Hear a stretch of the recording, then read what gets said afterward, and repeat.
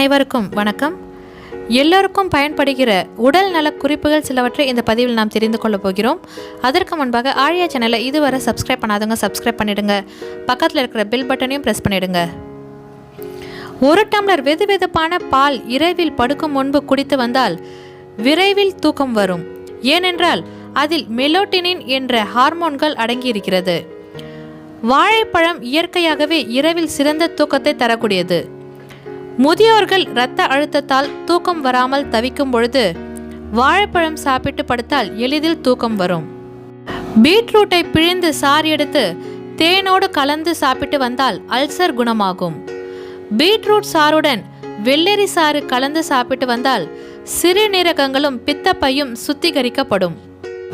பீட்ரூட்டை நறுக்கி பச்சையாக எலுமிச்சை சாறில் கலந்து சாப்பிட்டு வர இரத்தத்தில் சிவப்பணுக்கள் அதிகமாக உற்பத்தியாகும்.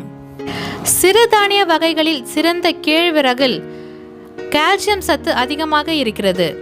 தினமும் ஒருவேளை சாப்பிட்டு வந்தால் உடலுக்கு தேவையான அதிகமான சக்தி கிடைக்கும்.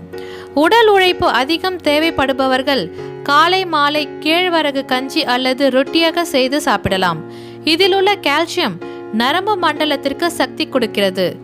ஆனால் இரவு நேரங்களில் மட்டும் கேழ்வரகை தவிர்ப்பது உடல் நலத்திற்கு நல்லது. ஒரு பாத்திரத்தில் அரை டீஸ்பூன் சோம்பு எடுத்துக்கொள்ள வேண்டும். அதோடு சிறிதளவு சுக்குப்பொடி, ஓமம், உப்பு போடவும். இதில் 1 டம்ளர் அளவிற்கு நீர் விட்டு கொதிக்க வைக்க வேண்டும். இதை வடிகட்டி குடித்து வந்தால் பசியின்மை நீங்கி நன்றாக பசி ஏற்படும். இதை குடித்து வருவதால் இதயமும் சீராக இயங்கும். இதய பிரச்சனைகள் அனைத்தும் குணமாகும். சிறு பசலைக்கீரை சாப்பிட்டு வந்தால் மலச்சிக்கல் குணமாகும். உடல் சூடு தணியும்.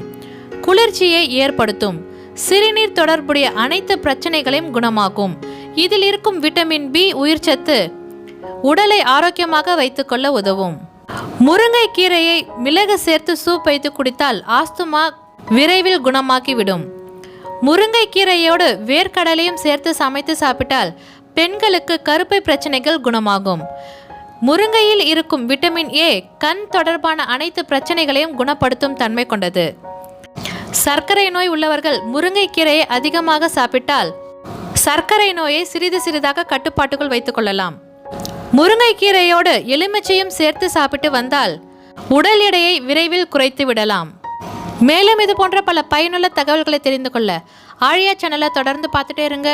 இந்த வீடியோ உங்கள் ஃப்ரெண்ட்ஸ்க்கும் ஷேர் பண்ணுங்கள். உங்களோட கருத்துக்களையும் சந்தேகங்களையும் கமெண்ட்ஸில் பதிவு பண்ணுங்கள். நன்றி.